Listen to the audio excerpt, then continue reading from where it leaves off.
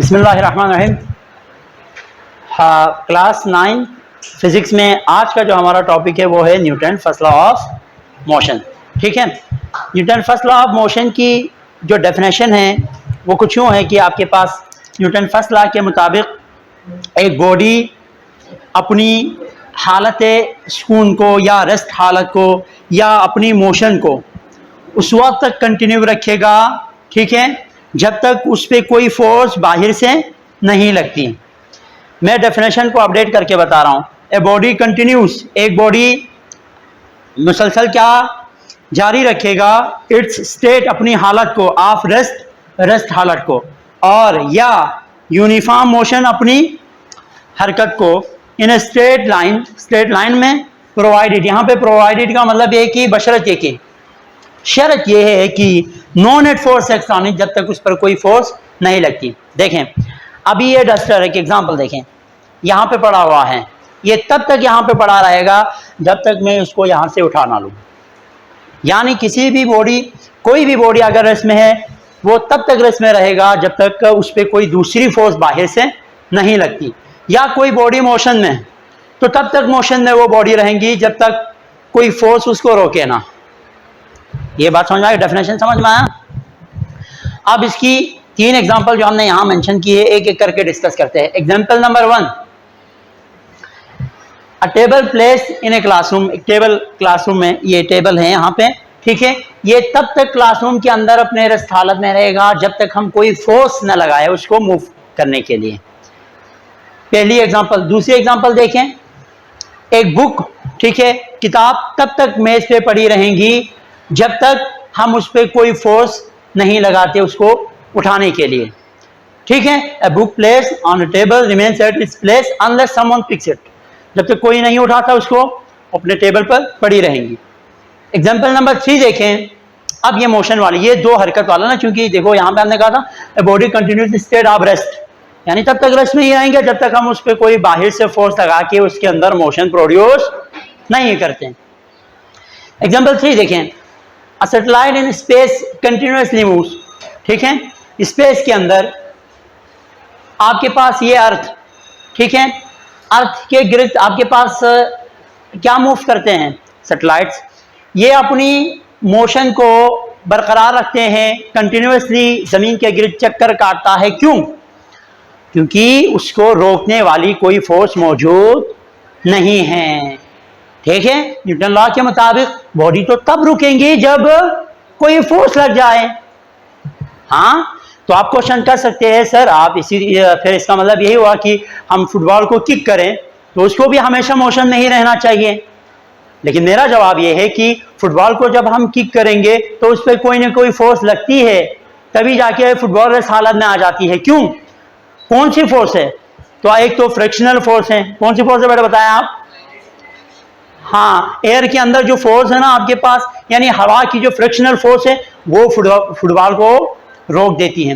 तो कोई ना कोई फोर्स अगर बॉडी मोशन में हो तो रोकने के लिए दरकार है, या अगर बॉडी रेस्ट हालत में हो तो उसमें मोशन प्रोड्यूस करने के लिए फोर्स दरकार है, जरूरत है। Newton first law of motion को लॉ ऑफ इनर्शिया भी कहते हैं, एग्जाम में आता है क्वेश्चन, ठीक है। न्यूटन कौन से लॉ है जिसको लॉ ऑफ इनर्शिया कहते हैं? न्यूटन का कौन सा लॉ है जिसको लॉ ऑफ इनर्शिया कहता है? तो न्यूटन का कौन सा लॉ है? वो फर्स्ट लॉ। न्यूटन के फर्स्ट लॉ को क्या कहते हैं? Law of inertia. अब इनर्शिया खुद क्या है? इनर्शिया किसी भी ऑब्जेक्ट की एक प्रॉपर्टी है, एक प्रॉपर्टी का नाम है। ऑब्जेक्ट की किसका नाम है? एक प्रॉपर्टी का नाम है। कौन सी प्रॉपर्टी? अगर कोई ऑब्जेक्ट मोशन में हो तो अपनी मोशन को कंटिन्यू रखने की प्रॉपर्टी, अगर कोई ऑब्जेक्ट रेस्ट में हो तो अपने रेस्ट हालत को बरकरार रखने की एबिलिटी। ये रेस्ट हालत में हैं तो ये अपनी हालत सुकून को बरकरार रखेंगे। बॉडी के अंदर ये प्रॉपर्टी है। बॉडी की इस प्रॉपर्टी को क्या कहलाएगा? बॉडी खुद से मोशन कभी नहीं करेंगे। इसके अंदर प्रॉपर्टी, अगर रेस्ट में हो तो रेस्ट में ही रहेंगे, मोशन में हो तो मोशन में ही रहेंगे। तो इस प्रॉपर्टी को क्या नाम देते हैं? इनर्शिया। एक छोटी सी एग्जाम्पल यहाँ पे जो कि पेपर में भी आता है, वो ये कि When a bus stops suddenly, जब बस अचानक से रुक जाती है, पीपल जो उसमें सवार है, लोग जो उसमें सवार है, फॉल फॉरवर्ड, आगे की तरफ यूं हो जाते हैं, ठीक है। बस जा रही है, एकदम से ड्राइवर ने ब्रेक अप्लाई किया तो जो जितने भी लोग उसमें सवार है वो थोड़ा सा आगे की तरफ झुक जाएंगे। क्यों?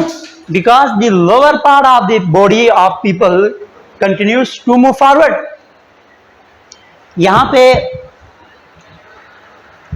एक चीज, यहां पे ऐसा नहीं होना चाहिए, ठीक है? ये लोअर नहीं लिखे या अपर पार्ट लिखे। यहां पे क्या लिखना है आपने? Upper part. यहां पे क्या लिखेंगे आप? Upper part. देखो, because the upper part of the body continues to move forward. देखो, आप बस रुक गई है तो बस के साथ आपका पैर भी इन कांटेक्ट है ना, तो बस रुकने से पैर भी रुक जाएगा। लेकिन बॉडी की प्रॉपर्टी ये है कि वो अपने मोशन को बरकरार रखना चाहते हैं। बस तो रुक गई, बॉडी में जो पैर है हमारा वो इन कांटेक्ट का, तो वो भी रुक गया। लेकिन हम आगे की तरफ फॉरवर्ड क्यों हुए? क्योंकि हमारी जो बॉडी है वो चाह रहे हैं कि मोशन बरकरार रहे। अगर मोशन में हो तो मोशन बरकरार रहे, इस वजह से हम आगे की तरफ हमारा झुकाव होता है। ये एक बात किस किस को नहीं समझ में आई? देखें, upper part of the body continues to move. ये जो अपर पार्ट है वो अपनी मोशन को बरकरार रखना चाहेंगे, लेकिन हुआ क्या? बस रुक गई है। बस नहीं चाहती कि जो है ना मजीद फर्दर मोशन हो, तो बस के साथ हमारा पैर कांटेक्ट में है ना, तो साथ साथ में जो है ना बस रुकने की वजह से पैर भी रुक जाएगा। लेकिन हमारी बॉडी चाहेंगी कि नहीं, आगे की तरफ अपनी हालत मोशन को बरकरार रखे, इस वजह से आगे की तरफ झुकाव होता है। एक छोटा सा एक्सपेरिमेंट, ये यहां पे देखें, ये आपके पास इस वक्त क्या है? एक कार्डबोर्ड है, इसके ऊपर मैंने क्या रखा है?